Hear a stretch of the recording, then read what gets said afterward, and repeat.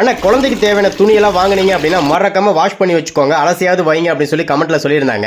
குழந்தைக்கு வாங்கின new dress எல்லாமே தண்ணியில போட்டு அலசி காய வச்சாச்சுங்க. ஓகே, இந்த வேலையை முடிச்ச கையோட நாங்க வந்து பாத்தீங்கன்னா எங்க அம்மா கடைக்கு போயிருந்தோம். சரி, அம்மா போய் இன்னைக்கு பாத்துட்டு வரலாம் அப்படின்னு சொல்லிட்டு அம்மாவோட பூ கடை தாங்க போயிருந்தோம். எங்க அம்மா பூ கடை தான் வச்சிருக்காங்க. எங்க அம்மா பூ கடை தான் வச்சு நடத்துறாங்க அப்படின்னு சொல்றதுல நான் ரொம்ப பெருமைப்படுறேங்க. ஏன்னு கேட்டீங்கன்னா அந்த கடையை வச்சுதான் எங்களை எவ்வளவு தூரம் கொண்டு வந்து ஆளாக்கி இருக்காங்க.